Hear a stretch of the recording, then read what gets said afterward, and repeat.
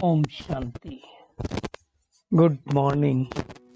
साकार मुरली 3 अक्टूबर 2025।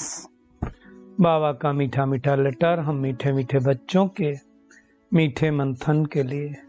मंथन शुरू करने से पहले प्यार के सागर शिव बाबा की प्रेम भरी किरणों के नीचे बैठ जाते हैं और अनुभव करते हैं कि मैं प्रेम स्वरूप आत्मा हूँ, प्रेम के सागर की संतान हूँ।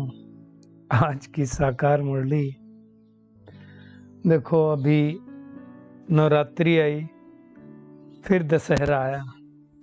अब बाबा दशहरे के ऊपर भी आज अटेंशन खिंचवा रहा है और दीपावली के ऊपर भी अटेंशन खिंचवा रहा है, क्योंकि अब दीपावली आने वाली है। देखो कितना सीक्वेंस है। जब हम नवरात्रि में है ना 8 दिन तक 9 दिन तक व्रत रखते हैं, उपवास रखते हैं, अपने आप को प्योरीफाई करते हैं, अपने आप को अच्छा बनाने की मेहनत करते हैं, ठीक है ना। तो 10वें दिन हम क्या करते हैं, 10 कमी कमजोरियों को जला देते हैं। रावण क्या है, उसी का प्रतीक है ना।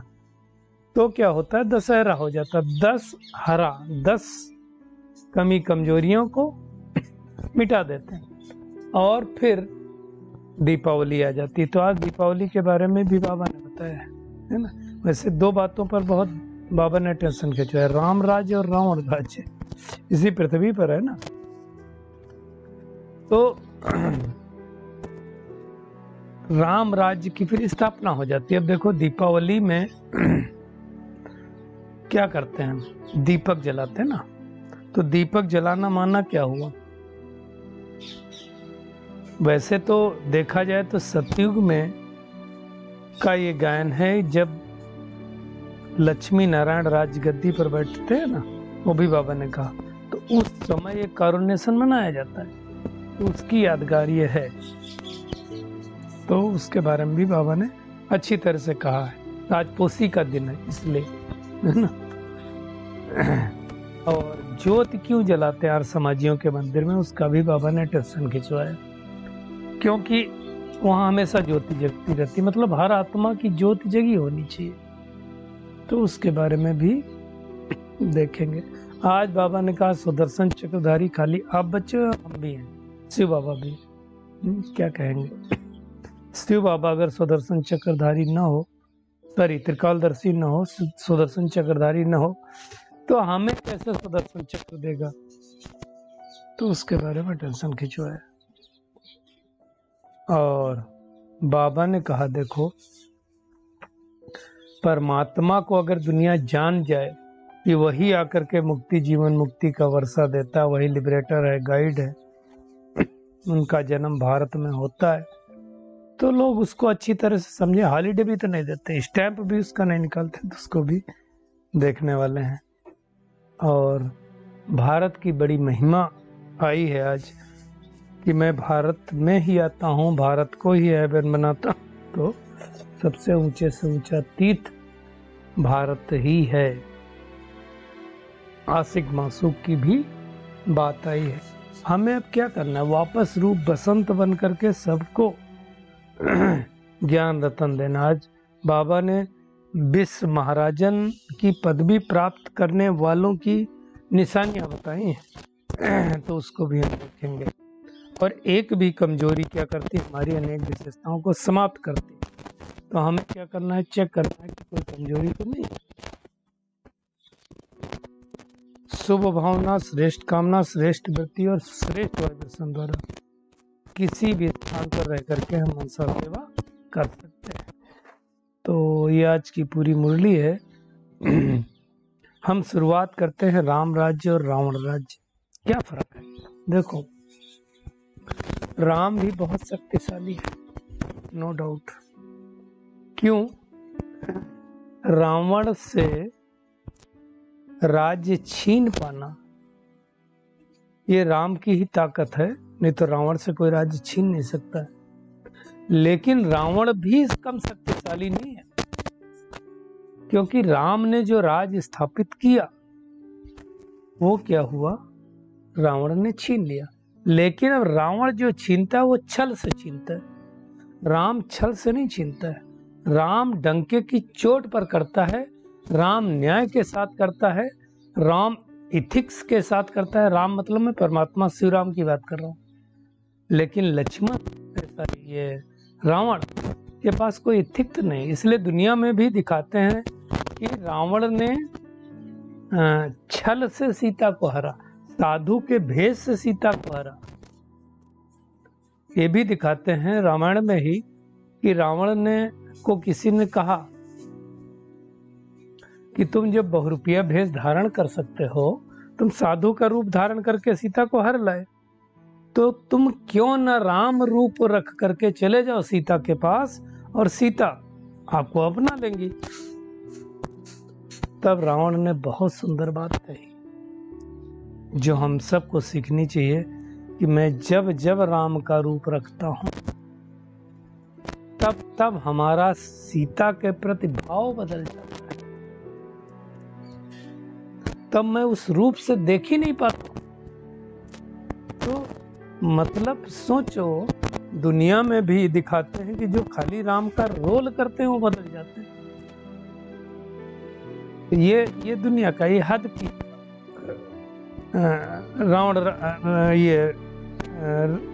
रावण राज्य की बात है। भगवान बात करता है बेहद का। देखो, आज बाबा ने कहा राम भी बेहद का मालिक है, तो रावण भी बेहद का मालिक, बेहद कैसे मालिक हुआ। आज देखो, कोई ऐसा घर नहीं है, कोई ऐसा नर नारी नहीं है, कोई ऐसी आत्मा नहीं जिसके अंदर रावण ना भेद कर गया हो। तो बेहद का मालिक हो गया ना। यहाँ से लगा के पूरे पांचों ही कॉन्टिनेंट में उसका साम्राज्य हो गया ना। और धरती पर ही नहीं, आसमान में भी उसका साम्राज्य है। रावण छा गया सबके अंदर। राम को भले याद करते, लेकिन अगर राम इस सृष्टि पर ना आए तो हम कुछ नहीं कर सकते। इसलिए भक्ति मार्ग, भक्ति हम करते रहते द्वापर युग से, तो भी तो नीचे गिरते जाते।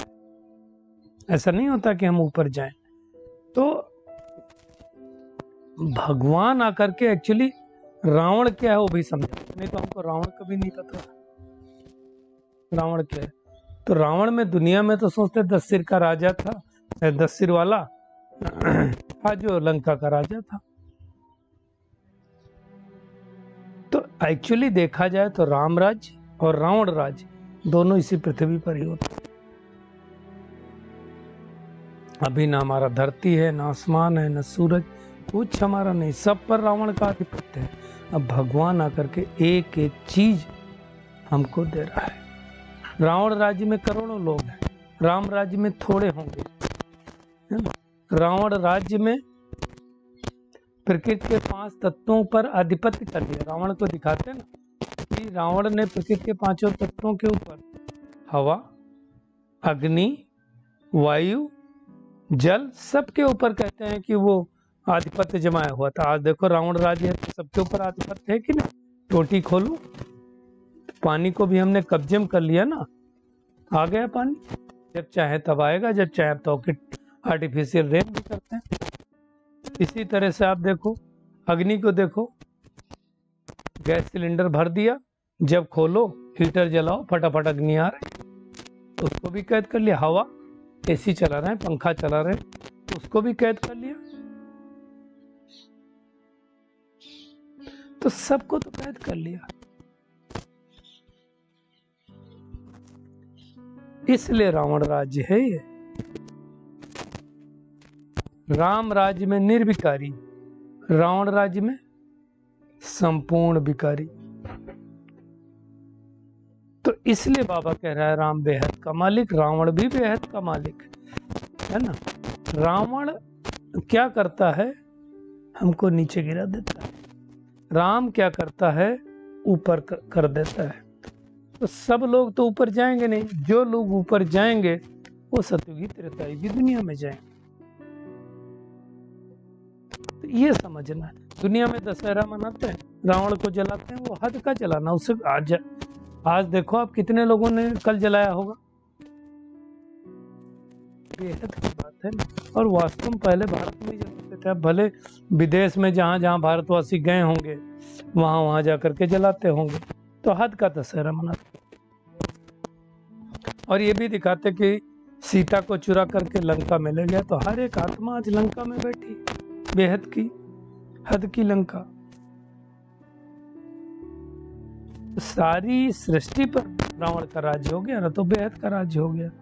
राम राज्य नहीं है, राम राज्य मतलब ईश्वर के द्वारा स्थापन किया हुआ राम राज्य, जिसको सत्य कहा जाता है। तो दुनिया वालों ने क्या समझ लिया, रघुपति राघव राजा राम, और त्रेता वाले राम को समझ लिया। तो उनकी माला सिमरते हैं, वो जानते नहीं है। तो ये सारी बातें भगवान आकर के हमें समझाता है कि हम कैसे आत्माएं, आज देखो बाबा ने कहा ना, हम समाचार सुनाते हैं। कौन सा समाचार सुनाते हैं? कैसे तुम आत्माएं निर्माण धाम में थी, निर्माण धाम मतलब परम धाम, शांति धाम, फिर वहां से कैसे नीचे आए। बाबा 4 प्रश्नों के उत्तर देता है। पहला प्रश्न का कौन सा उत्तर देता है? मैं कौन हूँ, उसका उत्तर देता है। तो हमें बताता है मैं शरीर नहीं, शरीर को चलाने वाली एक एनर्जी हूँ, ऊर्जा हूँ, आत्मा हूँ। ये पहला उत्तर हमें मिल जाता है कि $1 क्वेश्चन से जो दुनिया में कोई नहीं जानते मैं कौन हूँ, कहाँ से आया हूँ, कहाँ को वापस जाने वाला हूँ। ये बहुत इंपॉर्टेंट क्वेश्चन है, जिसका आंसर हमें इस ज्ञान में आने के बाद मिलता है, राजयोग सीखने के बाद मिलता है। दूसरा प्रश्न बाबा ने कहा क्या करता हूँ, वो भी नहीं जानते। पहली बात अपने को नहीं जानते मैं कौन हूँ, और परमात्मा को भी नहीं जानते कौन। वो परमात्मा निराकार ज्योति स्वरूप है, उसको नहीं जानते। जानते क्या? नहीं, वो भी नहीं जानते। परम धाम का रहने वाला, लोग तो सर्वव्यापी कह देते, क्या क्या कहते, क्या करते हैं उसको भी नहीं जानते। भगवान क्या करता है? तो इस पुरानी कलयुगी दुनिया को सतयुगी दुनिया बनाता। कैसे बनाता है? तो सबसे पहले आत्माओं की उन्नति करता है, आत्मा की बैटरी चार्ज करता है, आत्मा के अंदर शक्ति भरता है। तीसरा प्रश्न, कैसे राम राज्य स्थापन करता हूँ, बहुत इंपॉर्टेंट बात।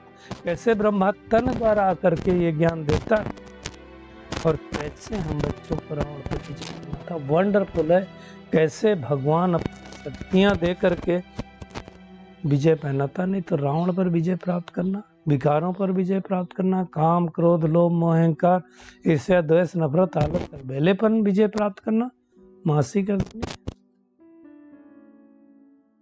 ये 4 बातें, 4 प्रश्न हमें याद रखने। मैं कौन हूं, खुद के लिए भी और खुदा के लिए भी।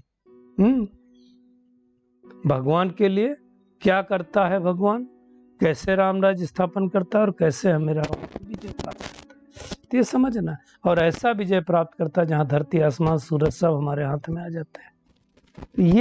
ये मुख्य बात है ना, इसके बारे में अच्छी तरह से समझाना। हमारा जो कल्प वृक्ष का चित्र है उसमें सब कुछ है,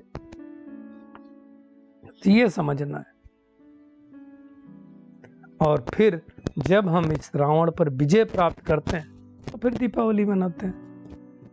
दीपावली का अर्थ भी नहीं, दुनिया में दीपावली का अर्थ क्या समझते हैं कि रावण पर विजय प्राप्त करके सीता जी को जब लेकर के अयोध्या वापस आए श्री राम जी, तो उस खुशी में घर घर में दीपक जलाए गए। जी नहीं, एक्चुअली कार्नेशन क्या होता है, देवताओं की ताजपोशी होती है। मतलब लक्ष्मी नारायण यानी श्री कृष्ण और राधे जिस दिन लक्ष्मी नारायण बन करके राज सिंहासन पर बैठते हैं, उस दिन बहुत बत्तियां आदि जलाते हैं।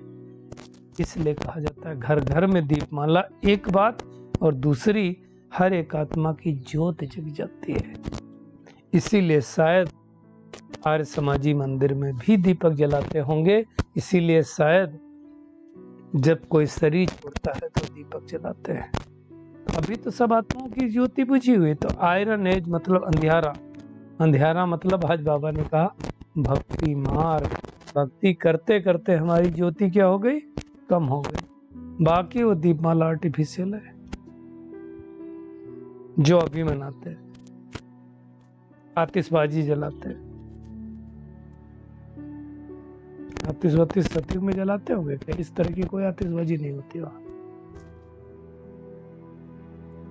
दीपमाला पर लक्ष्मी बुलाते, सतयुग में कोई लक्ष्मी को नहीं बुलाता है ना।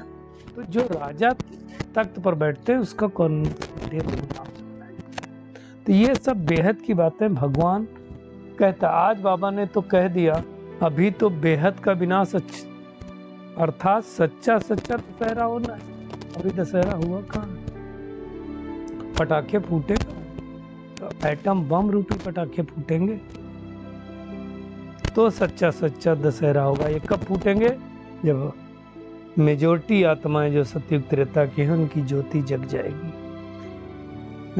मनुष्य क्या सोचते हैं, अब हम जब शरीर छोड़ेंगे तो मेरी ज्योत बड़ी ज्योति से मिल जाएगी, लीन हो जाएंगे।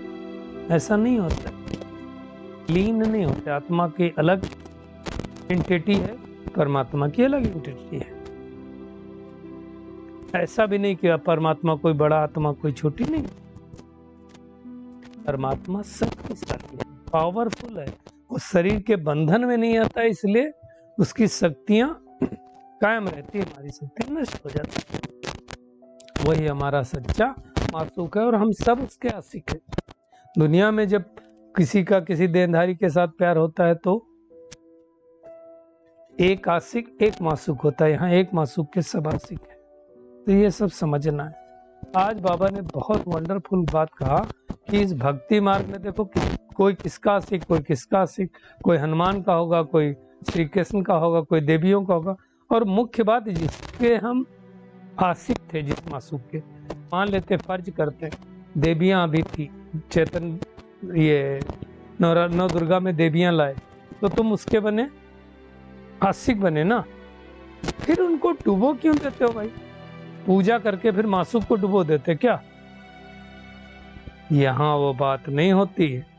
और क्यों डुबोते हैं, आज बाबा ने उसका अर्थ बताया, मेरे को बहुत वंडरफुल लगा कि वो इसलिए डुबो देते हैं कि जिनकी पूजा करते, चाहे देवियों की करें चाहे देवताओं की करें, जिनकी भी करते हैं, वो सब आत्माएं भी गोरे से सांवरी होती हैं, इसलिए डूबती हैं वो, इसलिए उनको डुबो देते हैं। और भगवान गोरा मुसाफिर है, इसलिए शिव की कभी ये शिवलिंग स्थापना करने के बाद डुबोया नहीं जाता। ये समझने की बात है। तो बहुत बड़ा रहस्य बाबा ने खोला, इसको समझना है, क्योंकि वो सबको आकर के गोरा बनाते हैं, इसलिए उसको डुबोना नहीं होता है। कोई भी नहीं डुबोता है। भक्ति मार्ग के जितने भी, आप गणेश को देख लो, सब डुबो देते हैं। 7-8 दिन करेंगे, 10 दिन करेंगे, उसके बाद डुबो देंगे। तो ये नई जानकारी बाबा ने दी है, इसको समझना। हमें भगवान त्रिकालदर्शी बना रहा है ना, सुदर्शन चक्रधारी बनाता है। तो बाबा ने कहा तुम सुदर्शन चक्रधारी हो, शिव बाबा भी है।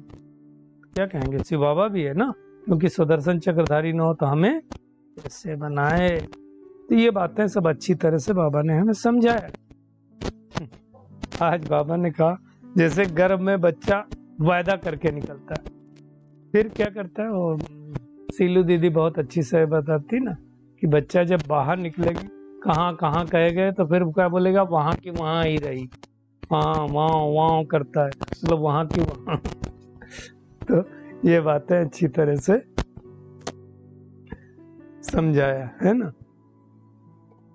प्रदर्शनी में जैसे जाते हैं, अभी जैसे बहुत सारे लोग माउंट आबू गए, माउंट आबू में तो एकदम हाथ उठा देंगे, ये करेंगे, सेंटर जाएंगे, रेगुलर क्लास करेंगे, मुरली सुनेंगे, अमृत वेला करेंगे।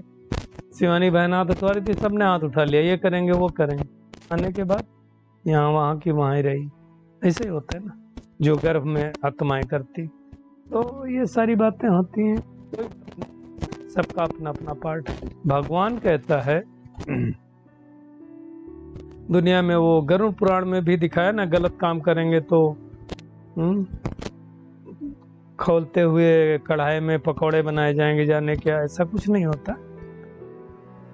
लेकिन भगवान से बैतरणी नदी से हमें क्षीर सागर में लेके जाता है, इसलिए दुनिया में विष्णु को दिखाते हैं क्षीर सागर में लेटा हुआ।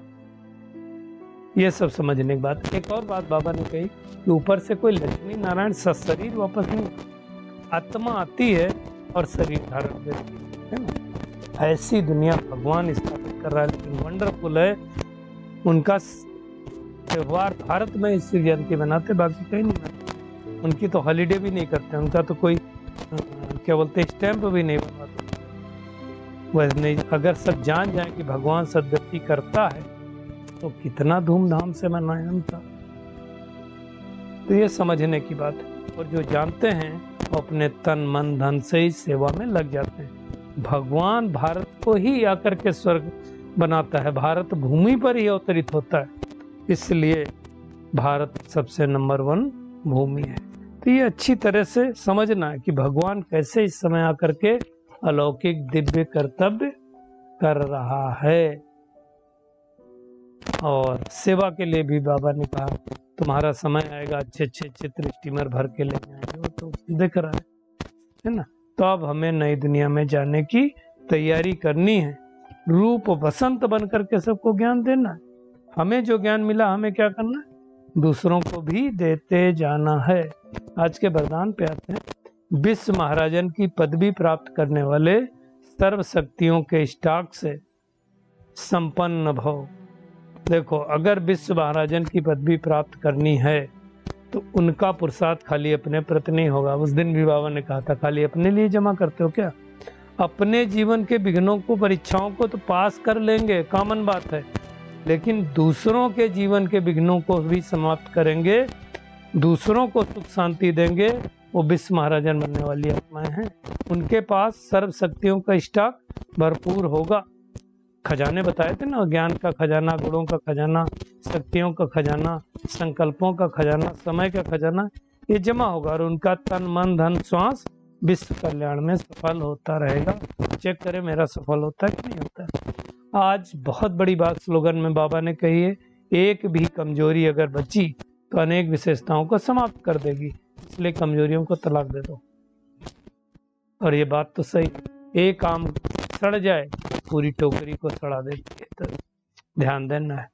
और अगर मनसा सेवा करनी है तो शुभ भावना, श्रेष्ठ कामना, श्रेष्ठ गति, श्रेष्ठ वाइब्रेशन द्वारा हम कर सकते हैं। और इसकी विधि बाबा ने बताई, लाइट हाउस माइट हाउस बनना, एक स्थान पर बैठ करके हम सेवा कर सकते हैं। पूरी मुरली का टेक होम यही है कि रावण राज से राम राज कैसे बाबा स्थापित कर रहा है, उसको जानो। बाबा कौन है, क्या करता है, कैसे राम राज स्थापन करता है, कैसे रावण पर जीत पहनाता, वो समझो। रूप बसंत बन करके ज्ञान रतन ही निकालने हैं, खुद भी बाबा की याद में रहना और सबको याद दिलाना है ना। और विश्व महाराजन की पदवी पाने के लिए केवल अपने लिए नहीं, स्टॉक जमा करके सबकी सेवा करनी है। तन मन धन श्वास सब विश्व कल्याण में लगाना है। कोई भी कमजोरी नहीं होनी चाहिए, नहीं तो हमारी विशेषताएं समाप्त हो जाएंगी। हर एक के प्रति लाइट हाउस माइट हाउस बन करके शुभ भावना, श्रेष्ठ कामना, श्रेष्ठ प्रति, श्रेष्ठ वाइब्रेशन रखना है। अच्छा, शुक्रिया मीठे प्यारे बाप दादा, शुक्रिया आप सभी इस मीठे मंथन के लिए। ओम शांति।